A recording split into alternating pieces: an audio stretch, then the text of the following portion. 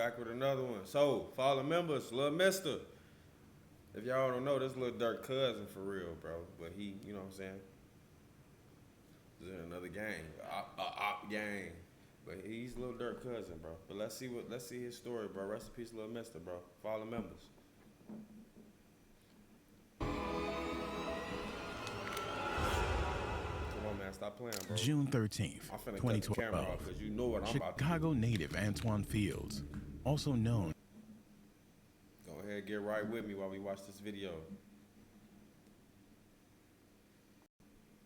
As Little Whopper, but more famously, Lil Mister, released a music video for his hit song, No Lackin'. The song would be the starting point of a new era in his life. It went into viral status as one of the most rooted hip-hop tracks in Chicago that influenced the drill genre, accumulating millions of views. Lil Mister was catapulted into the music industry spotlight.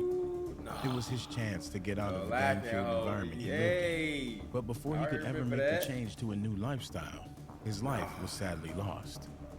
Instead of using the momentum of the song to build a career away from a life in the streets, Lil Mister instead continued along that path. He was affiliated with the Wooga World and JoJo World, named after fallen affiliates, Wooga and Lil JoJo. I claim Wooga World, JoJo World, period. I'm with. Lil Mister inherited many feuds with enemies from varying other sets, inclusive of O-Block, OTF, and 600.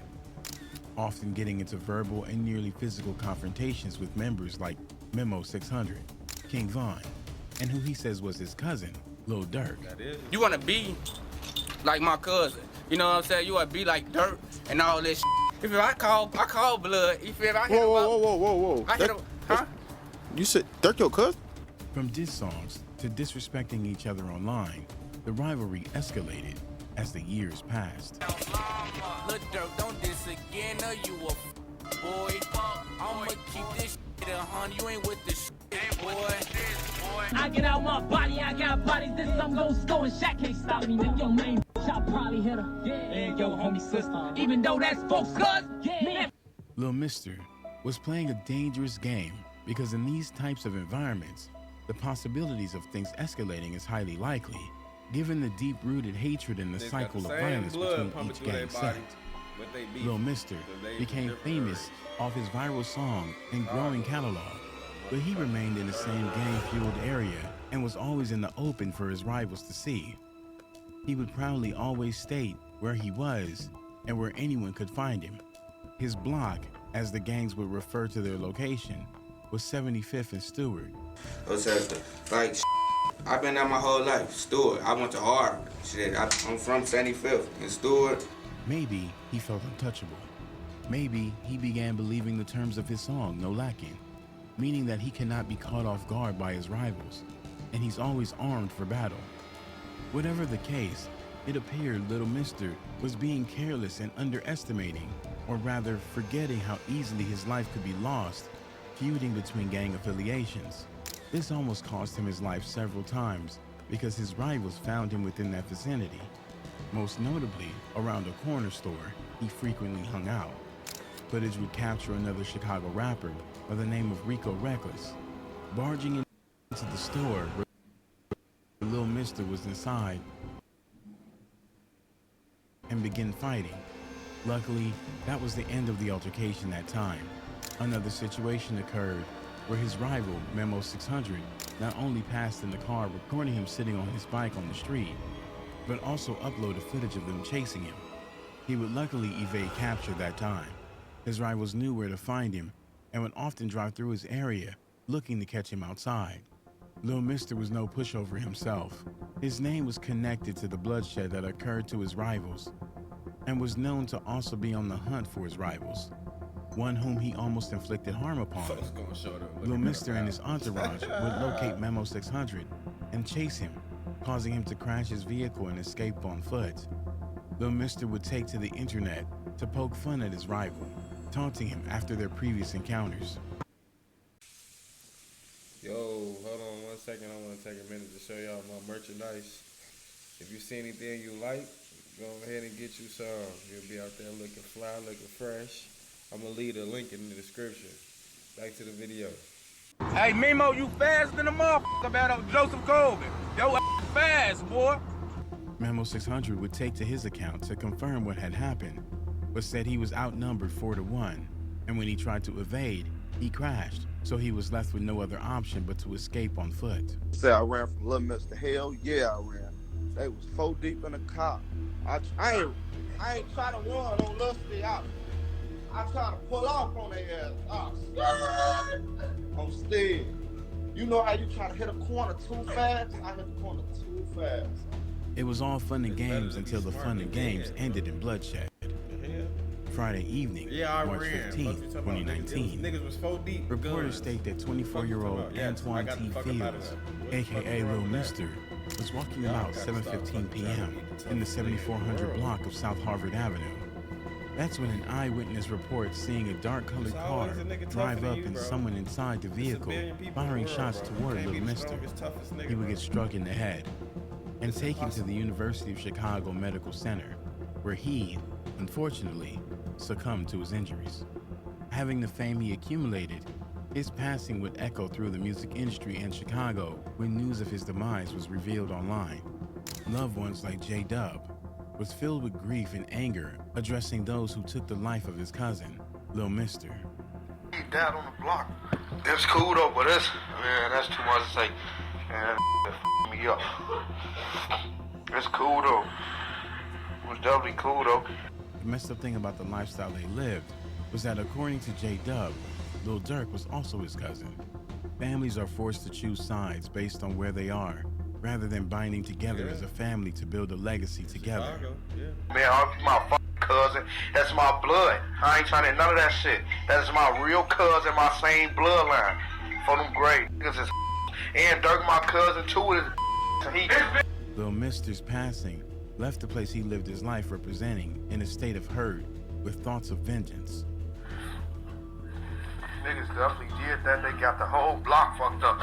While those close to him were feeling the pain of his passing, rivals like Memo 600 was also gaining more and more speculation for being the one responsible for ending his life after posting a video, listening to and singing along to Lil Mister's cousin and rival Lil Durk. The comments were all filled with questions and statements on why he assassinated Lil Mister.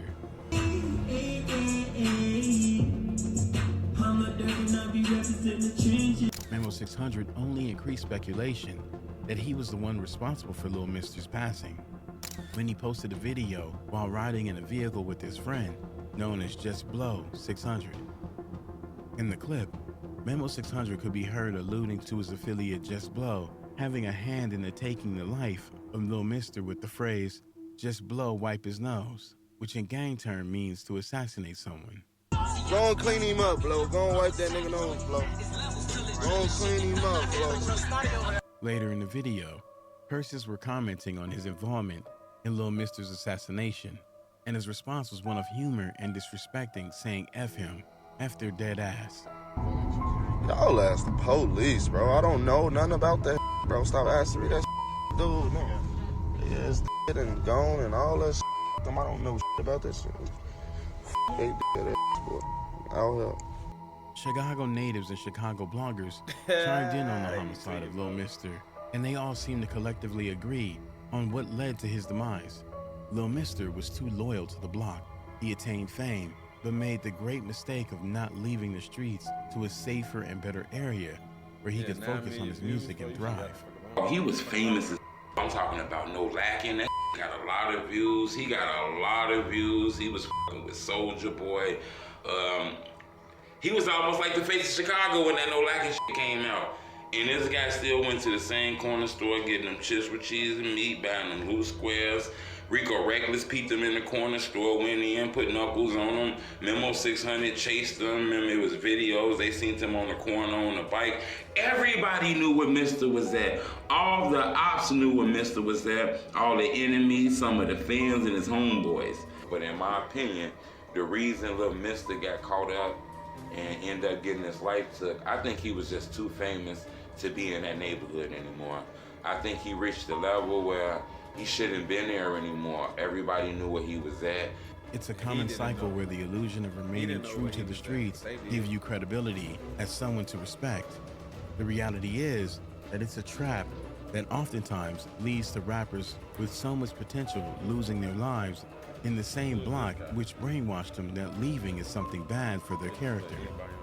Lil Mr. fell for this trap, and it cost him his life. For every time, like, why would I come on the block? It's always some like, I'm getting money now. Like, I thought that was the goal, to make it off the block. But now they'll try to trick you. Nah, you ain't on the block, you a like. Time would pass, and an affiliate of King Von and Dirk named J Hood revealed information that had the internet shocked. According to J Hood, King Von was the one responsible for Lil Mister's passing. Von did Dirk cousin. To date, no one has backed up that side of the allegation, and there's never been an official arrest or report detailing the capture of any suspect in the homicide. Lil Durk would later release the title track, Letter to Lil Mister, where he broke down how he and his cousin came to be on opposing sides as rivals. According to the lyrics, it was due to betrayal. In the lifestyle they lived, there was a rule to not expose information on crime that were committed, but apparently, Lil Mister wasn't trustworthy enough in that aspect. FBG Duck, before he passed away, he released a song titled Chicago Legends, where he paid respects to everyone that made Chicago what it is and held respects in their heart. One of the names he mentioned was his friend, Lil Mister, paying homage to the rapper and lamenting on his assassination. Lil Mister found a niche that could take him away from the bloodshed and hatred. Music was the scapegoat to a better life. He had the spotlight, and he was about to sign big deals to propel him further. I got an album dropping. I got a distribution deal. Salute. Shit, I'm signing. I'm finna sign, tomorrow? What? Congrats, man. He had a rough life, being known to the prison system through much of his adolescence. But his time behind bars taught him to value freedom and not to become lost in the past life he was involved in. It's safe to say that the prison life in the cell on the bunk isn't for you. No, that ain't for me. You know what I'm saying? Because it don't do nothing but, like, make you bug up. It just had me just, like, want to fight the world. His mind matured, and he was ready to take over the world and show his worth to everyone looking at him to succeed with his talent in music. It's sad that he never made those changes a reality and held the future that was waiting for him. Rest in Rest in peace, Lil Mister, man. Another fallen member, bro. Nigga just made the wrong decisions before he was out of there. 9.9 million views, gang. At the time, it probably didn't have that much. If it did, you know damn well you weren't supposed to be going to go get them loose squares and them flaming hot cheese and meat at the fucking corner store, gang.